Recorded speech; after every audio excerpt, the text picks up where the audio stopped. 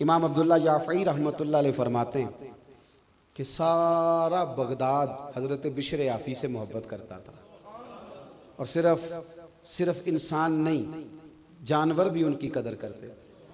वो नंगे पांव चलते थे तो जानवर बगदाद की गलियों में गोबर नहीं करते कि रब करीम का बंदा जा रहा है। अल्लाह के वलियों की तो जानवर भी हया करते, वो गुजरते थे ना तो जानवर भी।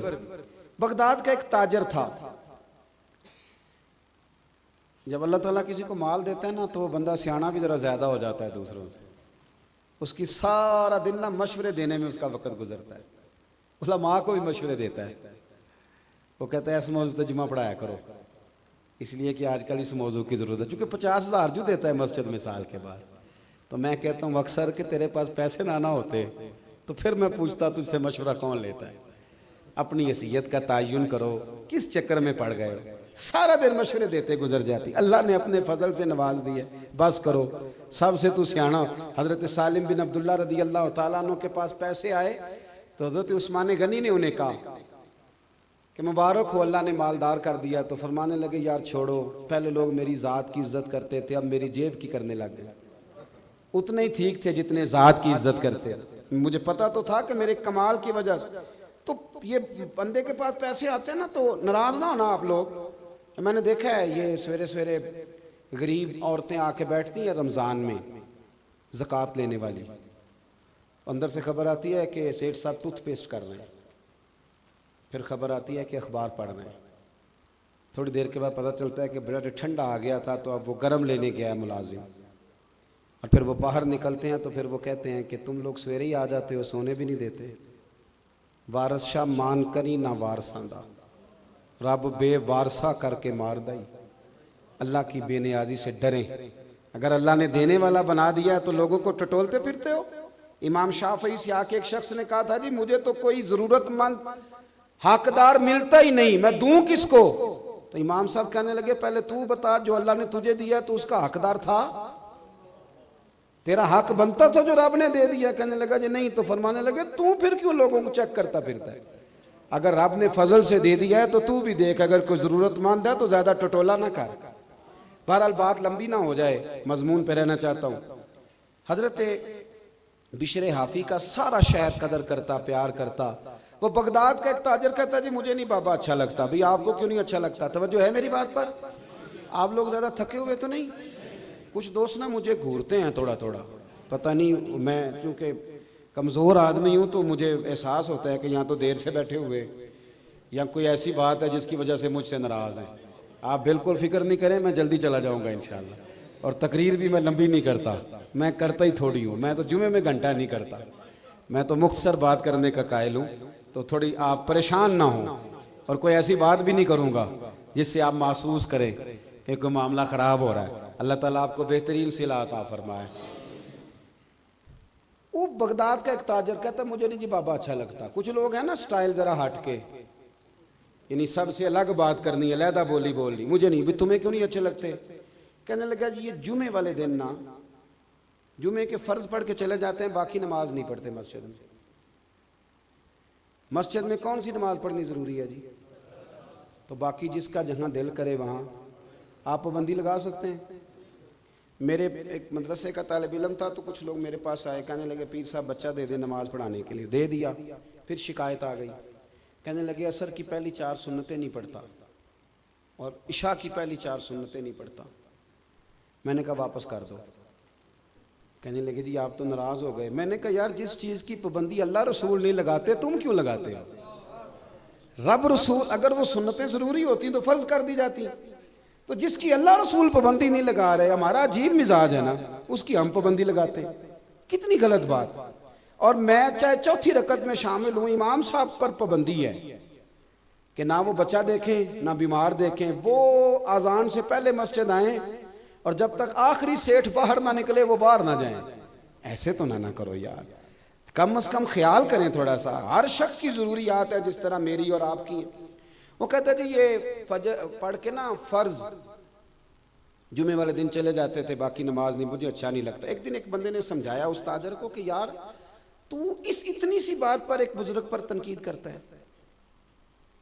और हमारा मिजाज है 99 खूबियाँ होंगी, एक खामी होगी पर हम खामी का जिक्र करेंगे। हालांकि इंसान है, एक खामी तो रहेगी, खामी का जिक्र करेंगे। एक दिन जब बड़ा समझाया तो वो ताजर कहता है मेरे दिल में ख्याल आया पता तो करूं बाबा जाता कहाँ है जुमे के फ़र्ज पढ़ के। कहते हैं हजरत के साथ मैंने जानबूझ के उनके साथ नमाज पढ़ी, जब वो फारिग हुए तो वो जल्दी से निकले तो मैं भी थोड़ा चुप चुप के पीछे पीछे हुआ। बगदाद की एक दुकान से उन्होंने नान खरीदे। मैंने फिर बदगुमानी की, मैंने कहा ओहो पीर साहब को भूख ने सताया था इसलिए सुन्नत भी छोड़ दी, नवाफिल भी छोड़ दी। फिर वो आगे गए तो उन्होंने कबाब, होटल से कबाब लिए तो मैंने कहा इनकी उम्र देखो और जायके देखो। फिर बदगुमानी की। कहते हैं फिर वो जंगल की तरफ बढ़े तो मैंने कहा मौलाना लोगों से मुरीदों से छुप के खाएंगे। लेकिन कहते हैं थोड़ा सा सफ़र तय हुआ तो एक कच्चा मकान आया, बाहर से कुंडी लगी हुई। हजरत बिशर आफी ने खुद दरवाज़ा खोला और कहते हैं मैं सुराख से देख रहा था एक फालज ज़दा बूढ़े बीमार बाबा जी लेटे और उनके मुंह से रतूबतें पानी की निकल रही हैं। कहते हजरत बिशर आफी दौड़ के आगे बढ़े, पहले उनको सीधा लिटाया, फिर एक प्याला लिया, मटके से पानी डाला और फिर अपना इमामा खोला और पानी में भिगो के तो बाबा जी का मुंह साफ किया और फिर पहला लुकमा बाबा जी के मुंह में डाल के कहने लगे माफ़ करना ज़रा मुझे जुमे वाले दिन देर हो जाती है, अभी तो मैंने सुन्नतें भी पढ़नी है, अभी तो नवाफल पर अदा करने हैं, जुम्मा था तो ज़रा देर हो गई वरना रोज़ वक्त पे आता हूँ। वो शख्स कहता है मैं, मेरे वजूद के रोंगटे खड़े हो गए, मैं क्या सोचता था और बन क्या गया।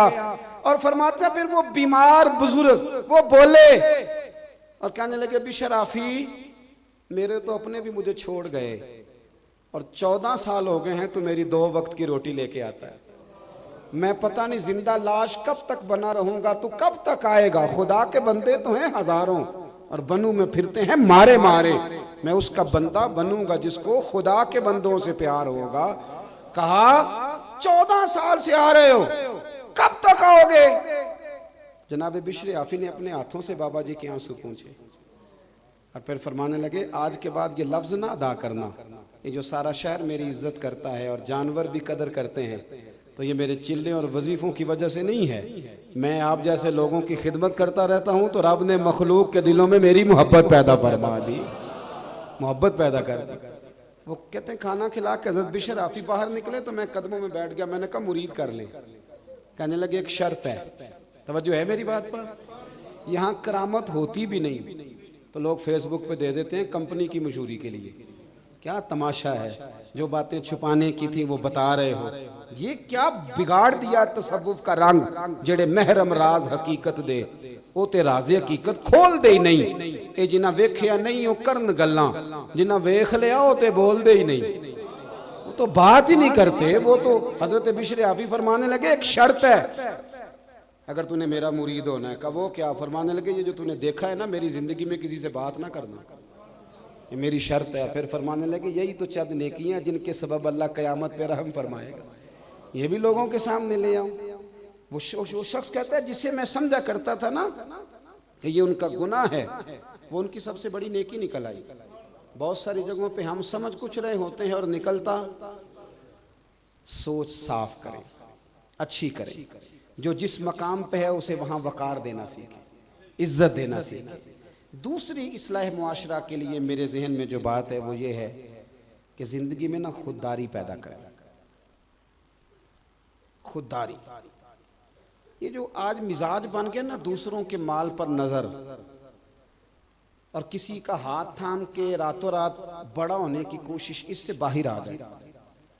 अल्लाह ने जहां मुझे बेहतर समझा रब ने वहां मुझे बिठाया, और अल्लाह ने जहां आपको बेहतर समझा अल्लाह ने आपको वहां। देखे ना इस महफिल में मेरी कारकर्दगी सिर्फ इतनी है कि मैं तकरीर कर रहा हूं। इस महफिल का सबसे बड़ा कारकुन वो है जिसने सबसे ज्यादा मेहनत की है, उसका एजाज सबसे ज्यादा है। वो इश्तिहार लगाने वालों को अक्सर स्टेज पर बैठने की जगह नहीं मिलती, हालांकि असल काम उन लोगों का होता है जो ये मेहनत करते हैं, जद्दोजहद। तो रब करीम ने जहां जिसको रखा है ना अल्लाह ने उसे वहीं पसंद किया है।